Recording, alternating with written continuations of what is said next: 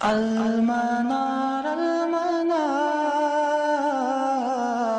المنار المنار المنار المنار المنار المنار اے امین علم و فن، اے حکمتوں کے انجمن، تجھ پہ نازاں ہے چمن، تجھ پہ نازاں ہے چمن۔ السلام علیکم ورحمۃ اللہ وبرکاتہ۔ الحمد للہ رب العالمین والصلاة والسلام علی خاتم النبیین وعلی آلہ واصحابہ اجمعین، اما بعد۔ قال اللہ تعالی فی القرآن المجید کما ورد فی سورة البقرہ، فاعوذ باللہ من الشیطان الرجیم، بسم اللہ الرحمن الرحیم۔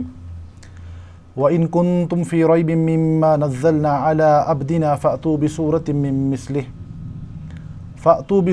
مِّن مِّثْلِهِ وَادْعُوا شُهَدَاءَكُم مِّن دُونِ اللَّهِ إِن كُنتُمْ صَادِقِينَ فَإِن لَّمْ تَفْعَلُوا وَلَن تَفْعَلُوا فَاتَّقُوا النَّارَ الَّتِي وَقُودُهَا النَّاسُ وَالْحِجَارَةُ أُعِدَّتْ لِلْكَافِرِينَ رب اشرح لي صدري ويسر لي أمري واحلل عقدة من لساني يفقهوا قولي اللهم أرنا الحق حقا وارزقنا اتباعه وأرنا الباطل باطلا وارزقنا اجتنابه اللهم وفقنا لما تحب وترضى ربنا آتنا في الدنيا حسنة وفي الآخرة حسنة وقنا عذاب النار آمین یا رب العالمین۔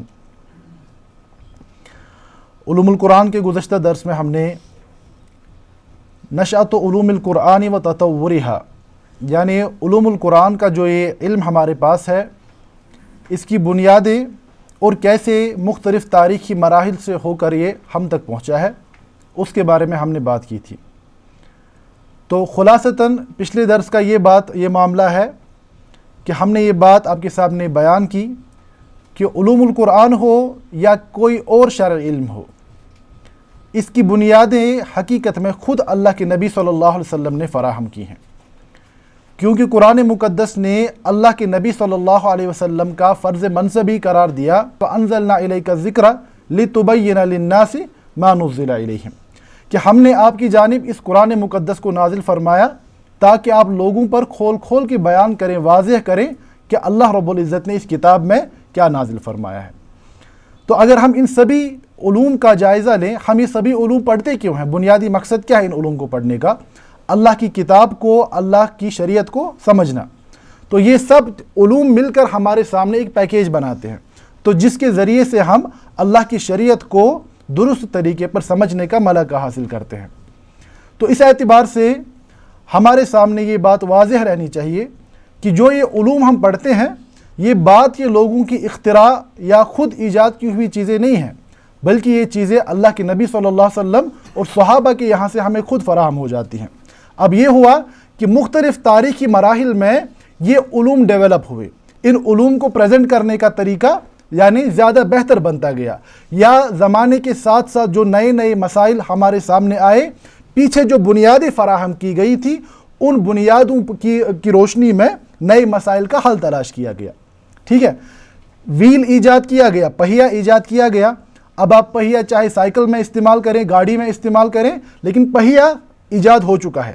نئے سرے سے پہیہ ایجاد کرنے کی کوشش کرنا یہ بالکل ایک کار عبث ہے۔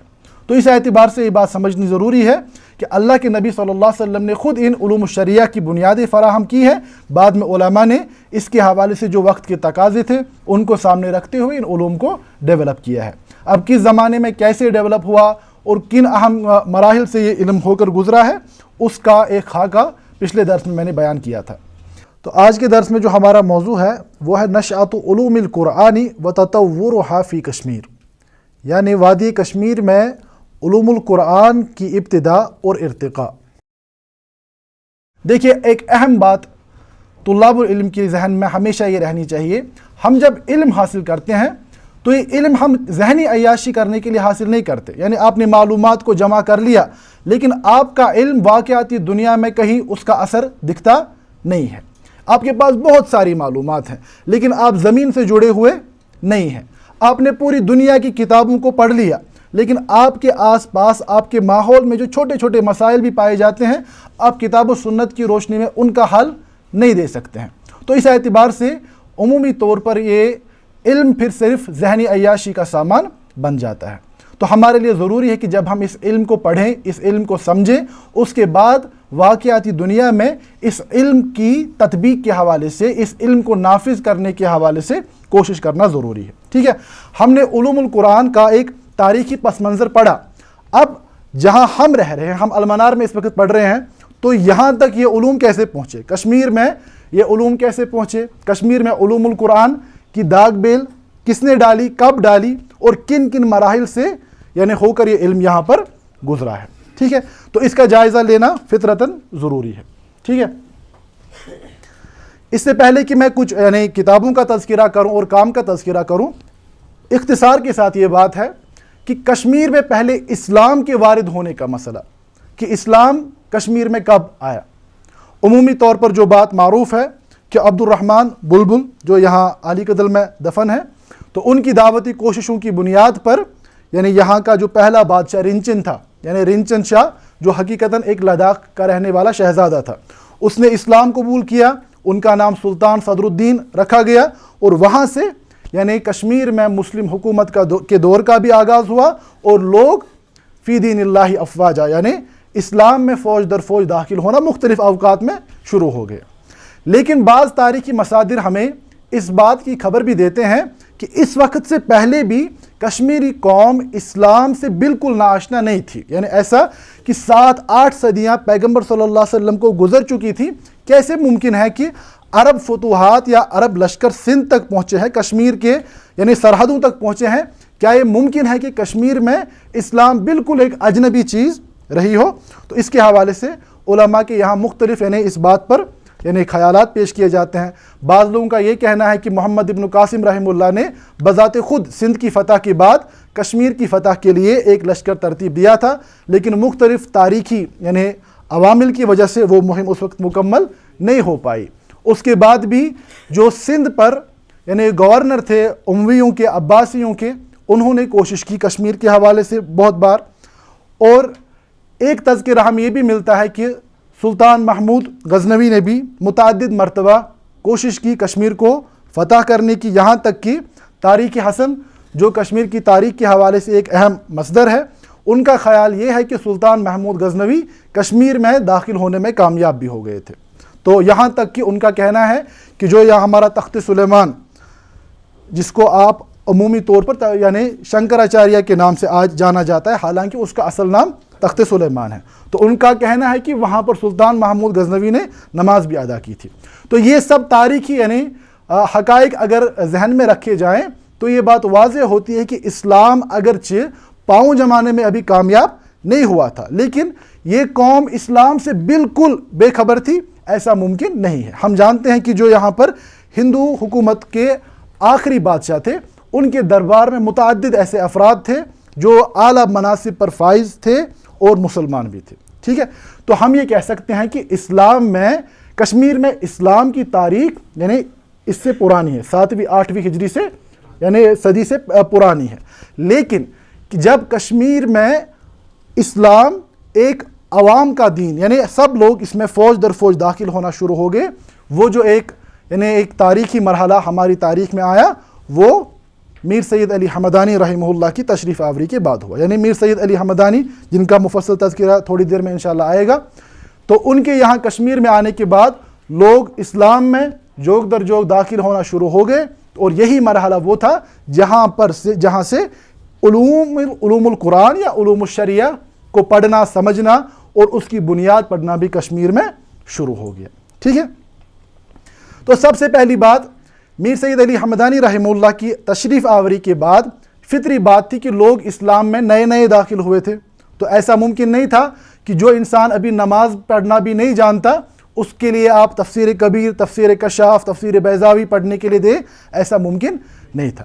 تو اسی لیے ابتدائی مراحل میں یہاں کے علماء نے اس بات پر کوشش کی کہ لوگ قرآن کو پڑھنا سیکھ جائے، قرآن کو پڑھنا سیکھ جائے، قرآن کی تلاوت، قرآن کی تجوید کے حوالے سے مختلف جگہوں پر یعنی کوششیں ہوئی، جس میں متعدد علماء معروف ہوئے، جیسے کہ शेख हुसैन या उनके भाई शेख हसन, यानी मुतअद्दिद उलमा थे जिन्होंने कश्मीर में यूँ कहे कि कुरान को पढ़ाने का सिलसिला शुरू किया। ठीक है, अब जहाँ तक हम बात करेंगे उलूमुल शरिया की डेवलपमेंट का, और खुसूसन उलूमुल शरिया में से भी उलूमुल कुरान की डेवलपमेंट का मसला, तो कश्मीर में उलूमुल कुरान की तारीख उतनी ही पुरानी है जितनी कि कश्मीर में इस्लाम की तारीख यानी मीर सैयद अली हमदानी रहमुल्लाह से आगे बढ़कर है। ठीक है, तो सबसे पहली किताब जो लिखी गई वो खुद मीर सैयद अली हमदानी रहमुल्लाह ने लिखी उलूमुल कुरान के हवाले से। मुतअद्दिद किताबों के आप मुसन्निफ हैं, उनमें से उलूमुल कुरान के हवाले से जो आपकी अहम किताब है उस किताब का नाम अन्नासिक वल मनसूख, अन्नासिक वल मनसूख है। पहले हम इख्तिसार के साथ यानी उस ज़माने से इस ज़माने तक अहम अहम किताबों का तज़किरा करेंगे, तो उसके बाद मैं बाज़ किताबों का मुफस्सल तज़किरा करूँगा। सबसे अहम और बुनियादी किताब जो लिखी गई वो मीर सैयद अली हमदानी रहमुल्लाह की किताब अर्रिसाला फिन नासिक वल मनसूख, यानी उलूमुल कुरान के अबवाब में से एक अहम तरीन बाब अन्नासिक वल मनसूख के हवाले से लिखी जाने वाली किताब मीर सैयद अली हमदानी रहमुल्लाह की है। इसके बाद जामिउल मुफरदात, इसके लिखने वाले मोहम्मद मुराद बुखारी कश्मीरी रहमहुल्लाह ताला। तो ये एक इतने अजीम आलिम हमारी कश्मीर के गुजरे हैं, लेकिन सितम ज़रीफ़ी ये है कि इनका तज़किरा भी शायद पहली बार शायद लोगों ने ये नाम सुना होगा। तो आपकी अहम तरीन किताब है जामिउल मुफरदात। इस किताब की खासियत क्या है कि ये रागिब इस्फ़हानी की जो मुफरदातुल कुरान है उसी पैटर्न पर लिखी जाने वाली किताब है, लेकिन यूँ समझे कि उससे ज़्यादा जामे है। क्यों? क्योंकि इस किताब में शेख मुराद रहमुल्लाह ने क्या काम किया है कि सूरतुल फातिहा से लेकर सूरतुल नास तक कुरान के अल्फाज के मानी को हुरूफुल हिजा यानी अल्फ़ाबेटिकली वर्ड्स को अरेंज किया है, उसके बाद उन अल्फाज का तर्जमा 3 ज़बानों में बैक वक्त किया है, एक अरबी, फ़ारसी और तुर्की। अरबी, फ़ारसी और तुर्क ज़बान में बैक वक्त यानी मुख्तलिफ़ अल्फाज के तर्जुमे किए गए हैं, और ये किताब अभी तक महफूज है। सबसे बड़ी बात क्या है, महफूज है, लेकिन कश्मीरी कौम ने इस किताब की तरफ कोई दिलचस्पी अभी तक नहीं दिखा। ये किताब महफूज कहाँ है? ये जामे अज़हर मिस्र में 1150 सफ़हात पर यानी मुश्तमिल ये किताब है, और मिस्र की जामे अज़हर में अभी तक ये महफूज है, वहाँ की लाइब्रेरी में अभी तक महफूज है।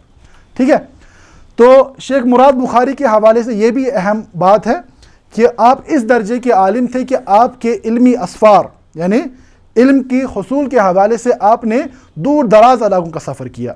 आप शाम में मुफ्ती के अहदे पर भी फाइज रहे, उसके बाद आपने हिजरत करके कुस्तुनतीनिया यानी जिससे आप क्या कहते हैं आज हम जानते हैं मुसलमान दुनिया में इस्तांबुल यानी तुर्की की राजधानी इस्तांबुल में, वहाँ पर आप काफ़ी अरसे के लिए मुकीम रहे और दफन भी फिर आखिरकार वहीं पर हुए। ठीक है, तो इनकी अहम तरीन किताब क्या है?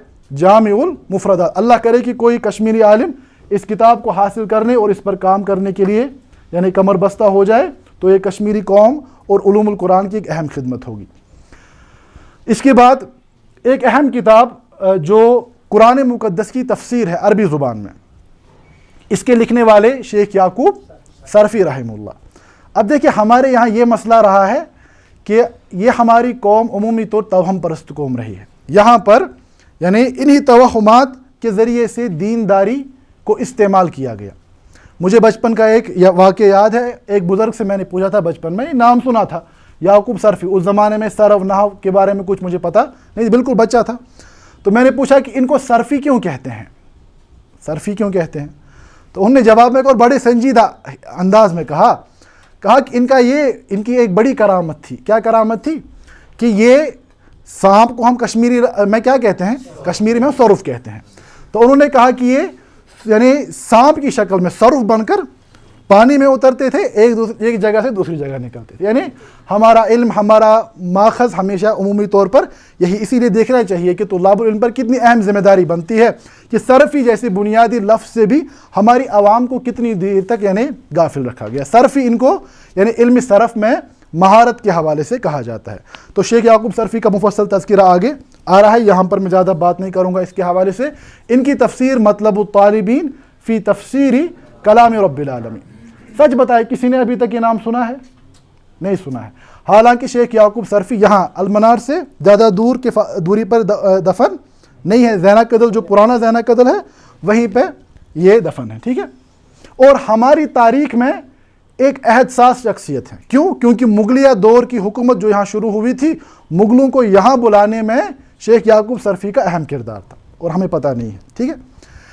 اس کے بعد ایک اہم تفسیر جو ہے زبدۃ التفاسیر کے نام سے مکمل تفسیر ہے۔ دیکھیں خیال کریں، مکمل تفسیر فاتحہ سے لے کر ناس تک، اس کی تفسیر پہ میں انشاءاللہ بات کروں گا۔ تو اس کے لکھنے والے کون ہیں؟ شیخ معین الدین نقشبندی۔ کشمیری قوم نے کھوج دیگر کو یاد رکھا، لیکن شیخ معین الدین نقشبندی کا یا ان کی تفسیر کا تذکرہ بالکل موجود نہیں ہے، ٹھیک ہے۔ تو یہ ان کی تفسیر ہے عربی زبان میں۔ اب انہی کی دوسری تفسیر ہے فارسی زبان میں، اور یہ بھی مکمل تفسیر اور موجود ہے، دونوں تفسیریں موجود ہیں۔ تو فارسی میں ان کی تفسیر کا نام ہے شرح القرآن، شرح القرآن۔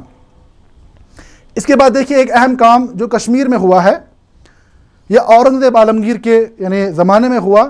ان کی دو بیٹی یعنی اورنگزیب کی بیٹی زیب النساء، وہ کافی یعنی علم دوست خاتون تھی، تو ان کی یعنی محنت پر یا انہوں نے کمیشن کیا تھا اس پروجیکٹ کو، انہوں نے ملا صفی الدین رحمہ اللہ کو اس لیے چنا کہ امام راضی کی جو تفسیر کبیر ہے، امام راضی کی تفسیر کبیر کا فارسی ترجمہ مکمل، اس کو کرنے والے کون تھے؟ ملا صفی الدین۔ اور یہ کام کہاں پر ہوا ہے؟ یہ کام کشمیر میں ہوا ہے، ٹھیک ہے۔ اسی طرح اور ایک اہم کام جو یہاں پر تفسیر اور علوم القرآن کے حوالے سے ہوا ہے وہ تفسیر بیضاوی۔ تفسیر بیضاوی کے بارے میں ہم جانتے ہیں، اس کا مکمل نام انوار التنزیل جس کا نام ہے، تو یہ آج بھی ہمارے مدارس کے نصاب کا اہم ترین جز ہے، ٹھیک ہے۔ تو انوار التنزیل پر حاشیہ فٹ نوٹس لکھنے والے کشمیر کے ایک معروف عالم ملا حسن کلو رحمہ اللہ، انہوں نے اس کام کو کیا ہے۔ اس کے علاوہ آیات الاعجاز کے نام سے مولانا عبدالرشید شپیانی رحمہ اللہ، ان کا کام ہے۔ آیات الاعجاز کیا ہے کہ ان کے زمانے میں ایک بحث چلی تھی، یا ان کے اپنے حلقے میں ایک بحث چلی تھی کہ قرآن کی کتنی مقدار قرآن کے معجزہ ہونے پر دلالت کرتی ہے۔ کیا قرآن کی ہر ایک آیت معجزہ ہے یا مکمل قرآن مل کر معجزہ بنتا ہے؟ تو اعجاز القرآن کی بحث میں ہم اس کو انشاءاللہ تفصیل سے پڑھیں گے۔ تو اس بات کا مفصل جواب یعنی مولانا عبدالرشید شپیانی رحمہ اللہ نے لکھا ہے۔ اسی طرح یعنی تفسیر ثنائی جو مولانا ثناء اللہ امرتسری رحمہ اللہ تعالی، جو بنیادی طور پر کشمیری ہیں، تو ان کی تفسیر ثنائی کے نام سے معروف تفسیر ہے۔ اسی طرح مولانا نور الدین کی تفسیر ہے نور البیان فی توضیح القرآن۔ اسی طرح مولانا غلام محمد حنفی سوپوری، ان کا کشمیری ترجمہ یعنی کشمیری زبان میں تفسیر و ترجمہ ہے، لیکن یہ پبلشڈ صورت میں موجود نہیں ہے، ٹھیک ہے۔ اسی طرح مولوی محمد احمد سبحانی، ان کا یعنی کشمیری زبان میں یعنی ترجمہ ہے قرآن مقدس کا، جس کا نام ہی رکھا کیا گیا ہے کوشر ترجمہ قرآن، یعنی کشمیری ترجمہ قرآن۔ تو یہ اس کے بعد وہ کتاب ہے، شاید اسی ایک کتاب کو ہم کشمیری یعنی علوم القرآن کے حوالے سے جانتے ہیں، یہ کیونکہ یہ کتاب بہت معروف ہوئی سعودیہ سے، یعنی یہ چھپ کر آئی، تو اس اعتبار سے ہم جانتے ہیں کہ کشمیری زبان میں اگر عوام میں کوئی تفسیر مقبول ہے تو وہ یہی ہے بیان القرآن، جس کے مصنف کون ہیں؟ میروائز مولانا یوسف شاہ صاحب رحمہ اللہ تعالی۔ اسی طرح کفایت البیان مولانا قاسم شاہ بخاری صاحب کے بارے میں یہ بات آپ لوگ جانتے بھی ہوں گے کہ آپ بنیادی طور پر کشمیر میں بریلویت کی بنیاد رکھنے والے ہیں۔ آپ نے بریلویت کو اختیار کیا تھا، اور اس وجہ سے جو ہم جانتے ہیں کہ بریلویت کے حوالے سے جو تحفظات ہیں ترجمے میں، وہ یعنی تحفظات یا وہ اس قسم کی خرابیاں پائی جاتی ہیں۔ تو بہرحال ایک اہم کام ہے کشمیری زبان کے حوالے سے، مولانا قاسم شاہ بخاری صاحب نے اس یعنی ترجمے کو لکھا ہے، کفایت البیان کے نام سے معروف ہے۔ اسی طرح مرزا عارف بیگ صاحب نے قرآن مقدس کا ایک منظوم ترجمہ یعنی نظم کی صورت میں لکھا تھا، تو یہ متعدد مرتبہ ایک سے زائد مرتبہ پبلش ہوا، لیکن اس میں ترجمے کی کمزوریوں اور تفسیر میں بھی بعض خرابیاں تھیں، جس کی وجہ سے اس کو وڈرا کیا گیا، یہ بعد میں مزید پبلش نہیں کیا گیا۔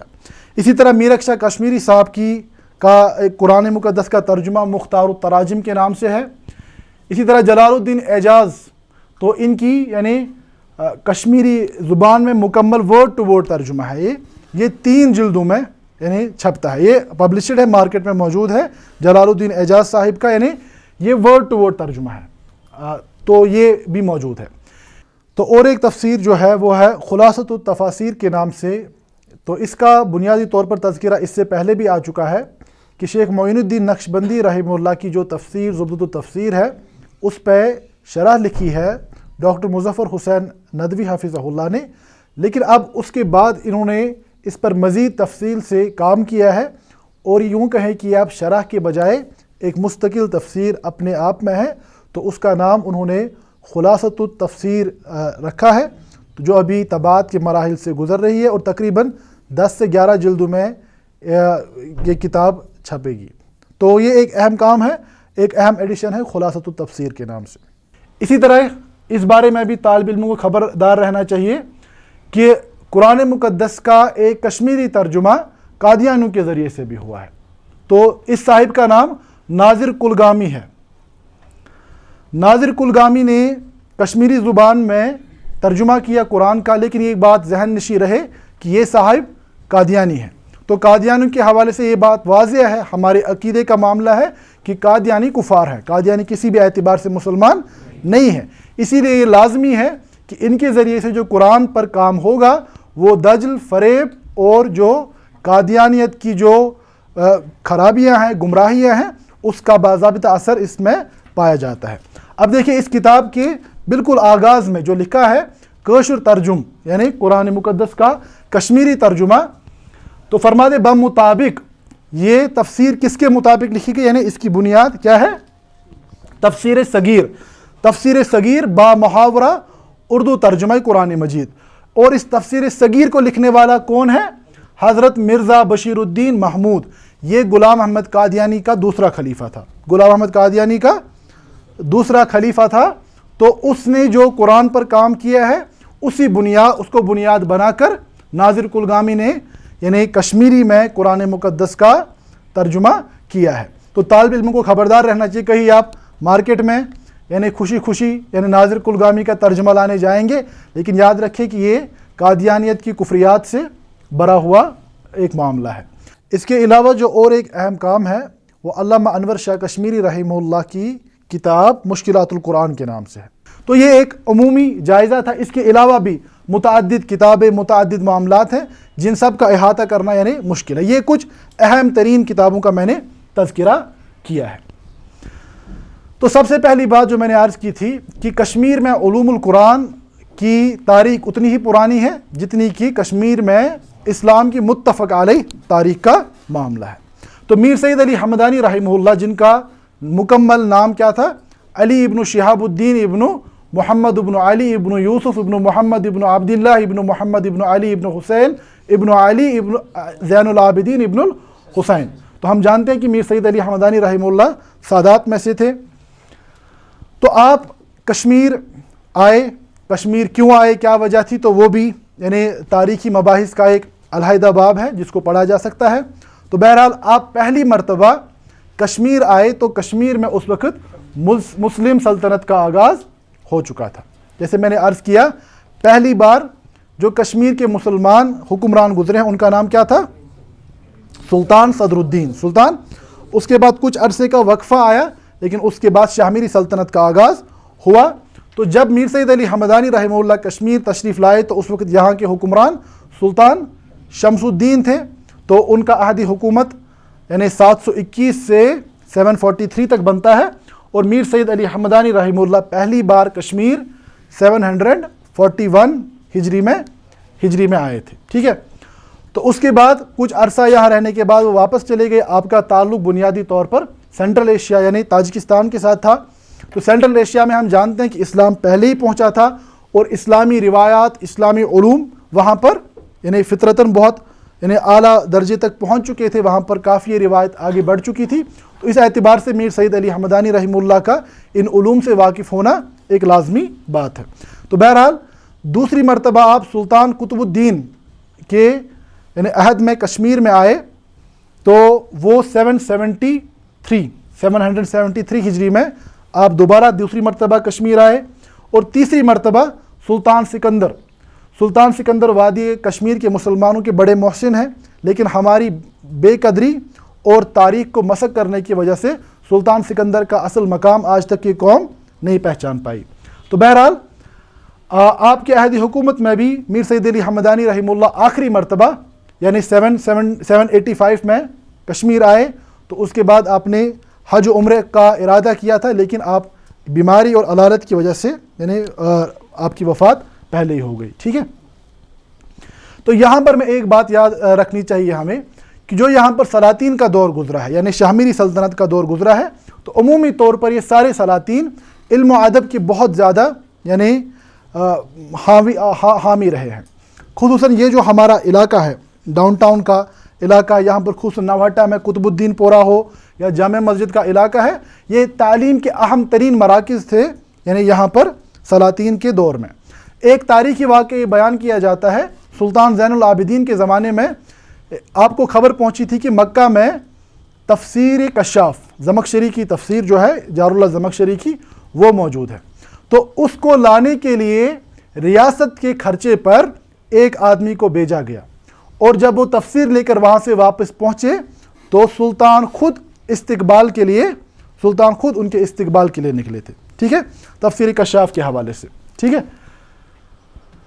تو میر سید علی حمدانی رحمہ اللہ کے بارے میں نے بات کی کہ آپ نے الرسالہ فی الناسخ والمنسوخ جو کہ باہر شائع ہو چکا ہے بعض جگہوں پر، لیکن اس کی مخطوط جو کاپیز ہے مینوسکرپٹ فارم میں ہماری یہاں پر کشمیر یونیورسٹی کے مینوسکرپٹ سیکشن میں بھی موجود ہے۔ اس کے علاوہ ایران تہران کی مرکزی دانشگاہ جو وہاں پر سینٹرل لائبریری ہے وہاں پر بھی اس کا نسخہ موجود ہے، تو میرے پاس بھی یہ نسخہ ہے۔ تو یہ میر سید علی حمدانی رحمہ اللہ نے غالباً 29 صفحات پر مشتمل کتابچہ ہے، مکمل کتاب، کیونکہ موضوع ایک ہی ہے۔ تو اس کے بعد جو ایک اہم ترین کتاب ہے یا ایک اہم عالم ہمارے یعنی کشمیر میں گزرے ہیں، ان کا نام تھا شیخ یعقوب الصرفی رحمہ اللہ تعالیٰ۔ آپ کی ولادت 908 ہجری میں اور آپ کی وفات 1003 ہجری میں آپ کی وفات ہوئی۔ تو آپ کا تذکرہ بیان کرتے ہوئے مولانا عبدالحی حسنی رحمہ اللہ جو کہ مولانا ابوالحسن ندوی رحمہ اللہ کے والد ماجد تھے، ان کی مشہور کتاب ہے نزہۃ الخواطر کے نام سے۔ نزہۃ الخواطر میں آپ شیخ یعقوب صرفی رحمہ اللہ کا تذکرہ بیان کرتے ہوئے فرماتے ہیں الشیخ العالم الکبیر یعقوب ابن الحسن الصرفی، تو یہ صرف نہیں ہے، یہ صرفی ہیں، ٹھیک ہے، یعنی علم الصرف کے ماہر ہونے کے اعتبار سے۔ فرماتے احد فحول الاساتذہ، یعنی بہت ہی ذہین اور قابل اساتذہ میں سے۔ تو ان کی ولادت کب ہوئی؟ سنۃ 98 یعنی 908 ہجری میں کشمیر میں ہی آپ کی ولادت ہوئی۔ وحفظ القرآن وقرأ النحو والصرف، آپ نے قرآن، نحو اور صرف کو پڑھا، والفقہ اور فقہ کو بھی پڑھا، علی مولانا رضی الدین الکشمیری۔ یعنی دیکھیے تو اس اعتبار سے کشمیری قوم غافل نہیں تھی ان چیزوں سے، یعنی مولانا شیخ یعقوب صرفی کو پڑھانے والے اساتذہ بھی موجود تھے، ٹھیک ہے۔ اسی طرح فرماتے ہیں وقرأ المنطق والحکمہ، اسی طرح منطق لاجک جسے کہتے ہیں، منطق کو پڑھا، حکمہ کو پڑھا، علم المعانی کو پڑھا، علی نصیر الاعمى واخذ عنہ ولازمہ زمانا، ان کی شاگردی میں بہت وقت گزارا۔ اسی طرح شعر و شاعری کو بھی ان کا ایک مستقل یعنی شاعری کا مجموعہ ہے، رباعیات کا ان کا مجموعہ ہے۔ تو اس فن کو حاصل کیا ملا محمد آنی سے جو کن کے شاگرد تھے، اور مولانا عبد الرحمن جامی کے، ٹھیک ہے۔ اس کے بعد آپ نے سمرقند کا سفر اختیار کیا۔ سمرقند جانتے ہیں سینٹرل ایشیا کا مشہور ترین شہر ہے، وہاں پر شیخ حسین خوارزمی کی صحبت میں کافی عرصہ گزارا، اور اس زمانے کی روایت کے مطابق سلسلہ کبرویہ میں آپ نے یعنی بیعت وغیرہ کی۔ تو اس کے بعد آپ نے سفر کیا حرمین شریف ہے یعنی مکہ مدینہ کا سفر کیا، اور وہاں سے علم حدیث کو اخذ کیا۔ اور علم حدیث میں آپ کے استاد کون تھے؟ احمد ابن حجر حیثمی رحمہ اللہ۔ ابن حجر حیثمی حدیث کی دنیا کا ایک یعنی مشہور نام ہے، تو آپ کے استاد وہاں پر ابن حجر حیثمی رحمہ اللہ تھے۔ اس کے بعد آپ نے بغداد کا سفر کیا، اور بغداد میں بھی اس وقت کے مشہور مشائخ سے علوم کو حاصل کیا۔ اس کے بعد حج کیا، عمرہ کیا، اور حج اور عمرہ سے واپسی پر کتابوں ایک جو مشہور کتابیں تھیں وہ کشمیر میں لائی. آگے میں ان کی کتابیات یعنی جو ان کی تفسیر میں کتابیں استعمال ہوئی ان کا تذکرہ کروں گا تو سمجھ آئے گا کہ کتنی یعنی وسیع نظر عالم تھے آپ. تو فرماتے ہیں اس کے بعد آپ کے شاگردوں میں سے جو مشہور شاگرد گزرے ہیں وہ کون ہیں؟ مجدد الفسانی شیخ احمد سرہندی رحمہ اللہ، یعنی وہ شیخ یعقوب سرفی کے شاگردوں میں سے گزرے ہیں. ٹھیک ہے، تو آپ کی اہم ترین تصانیف میں سے کیا ہے؟ تفسیر القرآن الکریم، قرآن کریم کی تفسیر جو مکمل نہیں ہے. یہ سورۃ البقرہ کی بعض آیات تک ہی ہے، یہ مکمل نہیں کر پائے تھے کیونکہ اس زمانے میں یہاں پر سیاسی حالات بہت زیادہ ابتر تھے، تو آپ مستقل سفر میں رہا کرتے تھے. اس تفسیر کے مقدمے میرے پاس موجود ہے اور میری ایم فل کے مقالے کا حصہ بھی ہے. تو اس میں لکھتے ہیں کہ میں اس کتاب کا ایک ورق کشمیر میں لکھ رہا ہوں اور دوسرا دلی میں لکھ رہا ہوں، آدھا سفر میں لکھ رہا ہوں، آدھا حضر میں لکھ رہا ہوں. میرے لیے ایک جگہ بیٹھ کر لکھنا ممکن نہیں ہو رہا ہے. ٹھیک ہے، تو بہرحال تو یہ تفسیر القرآن. اس کے علاوہ صحیح بخاری پر بھی آپ کی شرح ہے لیکن یہ موجود نہیں ہے. اسی طرح مغازی النبوہ، اس پر آپ کی کتاب ہے. اسی طرح مسلک الاخیار اور اسی طرح اصول فقہ کے میں بھی آپ نے بعض کام کیے. اسی طرح یعنی مناسک الحج کے حوالے سے بھی آپ کی کتاب ہے اور شاعری کے دیوان بھی آپ کے چھپے ہوئے ہیں. اسی طرح آپ کا ایک مشہور کام فیضی کی جو تفسیر ہے مشہور سواطع الالہام، اس پر مقدمہ انہوں نے بہت ہی زیادہ علمی ایک مقدمہ قائم کیا ہے. تو فیضی اپنے زمانے کے یعنی ادیبوں میں سے ایک مشہور ادیب تھا، اکبر کے دربار سے وابستہ تھا. تو اس اعتبار سے یعنی شیخ یعقوب سرفی رحمہ اللہ کا مرتبہ واضح ہے. اب دیکھیے ہماری اسے خوش قسمتی کہیں یا اور کچھ، یہ تفسیر ہمارے پاس موجود ہے لیکن بہت ہی ابتر صورت میں. یعنی یہ اب محفوظ رہی ہے کس وجہ سے کہ اب یہ ڈیجیٹائز ہو چکی ہے، تو اس سے مزید خرابی کا اندیشہ نہیں ہے. تو بہرحال آپ کی کتاب کا مکمل اس تفسیر کا نام خود آپ نے اس کا یعنی تفسیر کا ابتدائی ورق ہے، اس پر خود اس کتاب کا جو آپ نے تفسیر کا نام لکھا ہے مطلب الطالبین فی تفسیری کلام رب العالمین. اس کتاب کا مطالعہ یہ بتاتا ہے کہ شیخ یعقوب سرفی رحمہ اللہ یعنی بڑے پائے کے عالم تھے. ٹھیک ہے، اگر آپ دیکھیں گے ابتدا میں انہوں نے تعوذ یعنی اعوذ باللہ من الشیطان الرجیم پر کافی سیر حاصل بحث کی ہے. سورۃ الفاتحہ کی تفسیر 100 سے زائد اوراق پر ہے. سورۃ الفاتحہ کی تفسیر 100 سے زائد اوراق پر ہے. اس میں تعوذ تسمیہ کے حوالے سے کافی مفصل گفتگو موجود ہے. اسی طرح مالک یوم الدین میں جو قرات کا مسئلہ ہے، علم القرات کے حوالے سے آپ نے بات کی ہے. اسی طرح اگر آپ دیکھیں گے اس تفسیر کی جو ببلیوگرافی ہے، کتابیات، آپ نے کن کن کتابوں سے استفادہ کیا ہے. کتابیات میں کتب الستہ کے حوالہ جات ہمیں، حالانکہ 100 کچھ اوراق پر مشتمل کتاب، اس میں بھی یعنی صفحہ جو کتابیات ہے اس کی جو ببلیوگرافی ہے بہت شاندار ہے. یعنی آپ نے کتب الستہ سے استفادہ کیا ہے، تفسیر بیضاوی سے کافی زیادہ استفادہ کیا ہے، اسی طرح فقہ کی متعدد کتابوں سے استفادہ کیا ہے. تو یہ ایک اہم کتاب ہے لیکن ابھی تک ان پبلشڈ ہے، پبلش نہیں ہوئی ہے. اس کے بعد ایک اہم نام جو کشمیری مفسرین میں ہے، یہ شیخ معین الدین نقشبندی رحمہ اللہ ہے. آپ کی وفات 1085 میں آپ کی وفات ہوئی. تو یہ اورنگزیب عالمگیر کے معاصر علماء میں سے تھے. تو آپ نے علم حدیث اور علم فقہ کو شیخ عبدالحق محدث دہلوی رحمہ اللہ دلی میں ان کے یعنی حلقے میں پڑھا کرتے تھے، وہاں سے علم حدیث اور علم الفقہ کو حاصل کیا. تو آپ کی جو تفسیر ہے اور یہ مکمل تفسیر ہے زبدۃ التفسیر کے نام سے. ٹھیک ہے، یہ ہے زبدۃ التفسیر شیخ معین الدین نقشبندی. یہ تقریباً 6 سے 7 جلدوں میں موجود ہے اور اس کو یہاں پر اس کی تحقیق کرنے والے ہمارے استاد ڈاکٹر مظفر ندوی حفظہ اللہ صاحب، انہوں نے اس پر کافی کام کیا. اس تفسیر پر اس کو یعنی امکانی حد تک ایڈٹ کیا، اس پر حاشیہ چڑھایا اور اس کو پبلش کرنے کا اہتمام بھی کیا. ٹھیک ہے، تو شیخ معین الدین نقشبندی رحمہ اللہ کی ایک تفسیر زبدۃ التفسیر ہے اور فارسی زبان میں آپ کی تفسیر شرح القرآن کے نام سے ہے. اس کا مخطوط جو ہے یعنی مینوسکرپٹ جو ہے وہ ایک تو راجستھان کی ٹونک لائبریری میں بھی ہے اور جامعہ ملیہ اسلامیہ کے حوالے سے بھی کہا جاتا ہے کہ وہاں کی لائبریری میں بھی موجود ہے. اب دیکھیں یہاں پر جو ایک عبارت دو عبارتوں کا میں تذکرہ کروں گا، اس پر انشاءاللہ اختتام کریں گے۔ شیخ معین الدین نقشبندی رحمہ اللہ اپنی تفسیر کے مقدمے کا آغاز کرتے ہیں، فرماتے ہیں الحمدللہ الذی نزل کتابہ الذی هو ناسخ الادیان، تمام تعریفیں اس اللہ ہی کے لیے ہے جس نے اپنی کتاب کو نازل فرمایا، اور یہ وہ کتاب ہے جو بقیہ تمام ادیان کو منسوخ کرنے والی ہے۔ تو اس کے ذریعے سے آپ کشمیری علماء کے ورلڈ ویو، ہمارے نظریہ علم، ہمارے ویلٹن شانگ کو سمجھ سکتے ہیں۔ یعنی ان کے یہاں کوئی کنفیوژن نہیں تھا کہ سارے دین، سارے مذہب حق ہیں، جیسے کہ کہا جاتا ہے کہ یہ جو کشمیر میں چل رہا ہے یہ نیا کچھ آیا۔ کشمیری علماء مختلف ایک روایت کے ساتھ تعلق رکھنے والے تھے، وہاں ہندو، مسلم، سکھ، عیسائی سب حق پر ہیں۔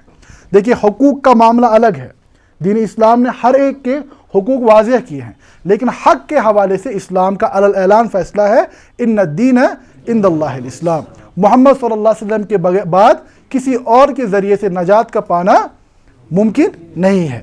تو اس کے حوالے سے ہمارے علماء میں کوئی کنفیوژن نہیں رہا ہے، قدیم ہو یا جدید ہو، معاصر ہو یا پرانے ہو، یہ دیکھیے واضح ہے الذی ہوا ناسخ الادیان۔ اور آپ یہ جانتے ہوں گے کہ یہ وہ زمانہ تھا جس زمانے میں بھکتی مومنٹ اور وحدت ادیان کی یعنی جو تحریکات تھیں وہ عروج پر تھیں۔ تو اس حوالے سے بھی آپ نے کیا کہا کہ اللہ کی حمد و ثنا اس بات پر کہ آپ نے اس کتاب کو نازل فرمایا جو باقی تمام ادیان کو منسوخ کرنے والی کتاب ہے۔ اب آپ کے مقدمے میں ایک اور دلچسپ عبارت ہے جس میں آپ کو کشمیر کے حالات اور یہاں کے علماء کا نظریہ کچھ معلوم ہو جائے گا۔ فرماتے ہیں لقد اکثر الناس، کشمیر میں رہ کر فرماتے ہیں کہ یہاں پر یہ معاملہ ہو رہا ہے کہ لوگ بڑھے جا رہے ہیں فی ظلمت البدعات والکفر والخسران، بدعات، کفر اور گھاٹے کا سودا کر رہے ہیں، ولا یدرون الخلاص منها، اور اس تباہی سے نکلنے کا راستہ لوگوں کو معلوم نہیں ہے یا معلوم نہیں ہوگا الا بتعید المنان، سوائے کہ اللہ ہی کی کوئی مدد حاصل ہو جائے۔ فرماتے وکنت مترددا فیما بینہم طارۃ ارید الخروج، فرماتے ہیں کہ میں اس حالت میں متردد تھا کہ مجھے کیا کرنا چاہیے، کیونکہ جو دیکھے جو ایک حقیقت میں اللہ کے دین کو سمجھنے والا ہوگا وہ حالات کی رو میں بہنے والے نہیں ہوتے، یعنی کم سے کم جو ہے کمزور ترین درجے کا جو ایمان ہے وہ کیا ہے، اس کے بارے میں حدیث جانتے ہیں ہم سب لوگ، کیا کہا، کسی کو حدیث کے الفاظ معلوم ہے؟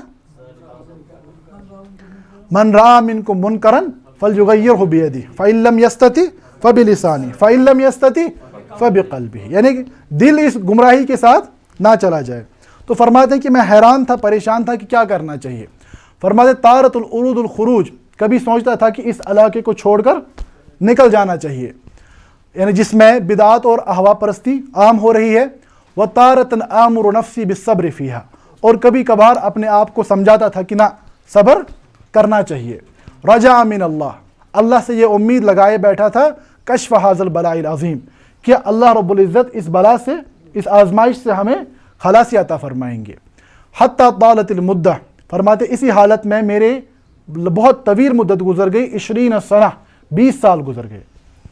فرماتے ہیں کنت فیہم بہت والحیران، تو یہاں تک کہ اللہ رب العزت، اختصار کے ساتھ میں بیان کروں گا، ایمان والوں پر اپنا بیان یعنی کیا، اور اس علاقے کو اور ہند کے علاقے کو بدعات اور شرک کے وجود سے پاک کیا، کس کے ذریعے؟ تو فرماتے ہیں اس کے بعد یہ بہت طویل یعنی مناقب کا سلسلہ ہے، یعنی جیسے کہ فرماتے ہیں وَطَحَّرَ هَذَا الْبَلَدِ وَبَلَدَ الْحِنْدِ عَنِ الْبِدْعَةِ وَالشِّرْكِ وَأَهْلِ الطُّغْيَانِ بِوُجُودِ السُّلْطَانِ الْأَعْظَمِ الْمُعَظَّمِ الْمُفْخِمِ الثَّابِتِ عَلَى دِينِ محمد المکرم صلی اللہ علیہ وسلم وهو صاحب الہند والعراق والعجم المروج للشریعة الغراء والملة الحنیفیہ قامع البدعة وقاتل الكفرة والرافضة محی السنة المؤمر لمساجد اللہ العامل بقولہ صلی اللہ علیہ وسلم۔ اس کے بعد مزید تفصیل یعنی جو ہے القاب وغیرہ، تو یہ ساری تعریف سلطان اورنگزیب عالمگیر کے بارے میں بیان کی ہے، اور فرماتے ہیں اسی شکر کے جذبے کے تحت اللہ نے ہماری تائید مدد فرمائی، اسی شکر کے تحت میں نے تفسیر لکھنے کا ارادہ کیا۔ یوں سمجھے کہ جو لکھا جاتا ہے کتابوں میں ڈیڈیکیشن، تو اس کتاب کی ڈیڈیکیشن کس کے لیے ہے؟ سلطان اورنگزیب عالمگیر رحمہ اللہ کے لیے، ٹھیک ہے؟ تو یہ اس کتاب کی ابتدا میں موجود ہے۔ تو یہ جیسے میں نے عرض کیا کہ الحمدللہ ہمارے پاس مکمل چھپی ہوئی صورت میں ڈاکٹر مظفر حسین ندوی صاحب کی تحقیق کے ساتھ موجود ہے۔ اس کے علاوہ کچھ اور کتابیں بھی ہیں، جیسے میں نے تذکرہ کیا تھا ملا حسن کلو رحمہ اللہ تفسیر بیضاوی پر آپ کا حاشیہ، یہ بھی ابھی مینوسکرپٹ مخطوط صورت میں ہی موجود ہے۔ اس کے علاوہ سورۃ الکہف پر بعض علماء نے لکھی ہے، اور جزوی کام اس کے علاوہ بہت ہوئے ہیں، اس کا میں نے تذکرہ نہیں کیا۔ جیسے کہ ہم جانتے ہیں میروائز یحییٰ صاحب، میروائز یحییٰ، ان کا یعنی پارہ 30ویں پارہ کا ترجمہ ہے۔ اسی طرح اشائی خاندان کے ایک مشہور بزرگ، ان کا 30ویں پارہ کا ترجمہ یعنی موجود ہے، اور اس کے علاوہ بھی یعنی جزوی کام بہت ہے۔ مولانا انور شوپیانی رحمہ اللہ نے سورۃ یوسف کا منظوم ترجمہ کیا ہے۔ میں نے جو آپ کے سامنے بیان کیا وہ کچھ اہم یعنی کتابیں ہیں جن کا مفصل تذکرہ کتابوں میں موجود ملتا ہے ہمیں۔ تو بہرحال یہ ساری بات یہاں پر بیان کرنے کا ہمارا مقصد یہ تھا کہ آپ دیکھیں کہ علوم القرآن یا جو یہ علوم الشریعہ ہے یہ ہوا میں کوئی پیدا ہونے والی چیز نہیں ہے۔ یہ جو مسلمانوں کی علمی روایت ہے یہ برابر اللہ کے نبی صلی اللہ علیہ وسلم سے ہم تک کنیکٹڈ موجود ہے۔ اسی لیے روایت سے کٹنا اور فہم کو اپنی نئی بنیادوں پر کھڑا کرنے کی کوشش کرنا، جس کی اسلاف کے یہاں کوئی بنیاد نہ ملتی ہو، تو یہ گمراہی کا دروازہ کھولتا ہے۔ تو انشاءاللہ یہ علوم القرآن کا ایک تاریخی پس منظر تھا ابتدا سے یہاں تک۔ تو اس کے علاوہ میں ریکارڈ پر خالی ایک بات لانا چاہوں گا کہ یہاں پر عوامی سطح پر قرآن کے ٹیکسٹ کو، ایک تو ہے تفسیر قرآن، دیکھیے میں بہت ساری کتابوں سے پڑھ کر درس تیار کروں گا وہ دوں گا، ایک تو وہ طریقہ پڑھانے کا ہے۔ دوسرا قرآن کے ٹیکسٹ کو براہ راست عوامی سطح پر پڑھانے کا جو کام کیا تھا وہ میرے علم کی حد تک ہمارے استاد مولانا عبد الرحمن بخاری صاحب، جو اللہ تعالیٰ ان کی حفاظت فرمائے، ابھی باقاعد حیات ہیں، عوامی سطح پر انہوں نے اس کام کا آغاز کیا تھا۔ وہ تفسیر جلالین اور صحیح بخاری کو اتوار کے دن یعنی حلقات میں پڑھایا کرتے تھے۔ یوں سمجھے کہ المنار اسی کلاس کی ایک ایوالوڈ شکل ہے، ٹھیک ہے۔ تو اس کے علاوہ جو ہمارے دارالعلوم کا اس زمانے میں اہم ترین کام رہا ہے، دارالعلوم اللہ رب العزت ان سب کی حفاظت فرمائے، وہاں پر قرآن کو حفظ کرنے کا، قرآن کو پڑھنے پڑھانے کا جو معاملہ ہے وہ ایک علمی طریقے پر چلتا ہے، وہ عوامی معاملہ تو وہاں نہیں ہوتا۔ لیکن الحمدللہ اس زمانے میں ایک اہم کام دارالعلوم کے ذریعے سے بھی ہوا ہے۔ تو الحمدللہ اس سارا کنیکٹڈ سلسلہ اللہ رب العزت کے اس وعدے کا ظہور ہے، انا نحن نزلنا الذکر وانا لہ لحافظون، بے شک ہم نے ہی اس کتاب کو نازل فرمایا اور ہم اس کی حفاظت فرمائیں گے۔ ھذا ما عندی واللہ تعالی عالم، وصلی اللہ علی نبینا محمد وآلہ وصحبہ وسلم، وآخر الدعوانا ان الحمد للہ رب العالمین۔ المنار المنار المنار المنار المنار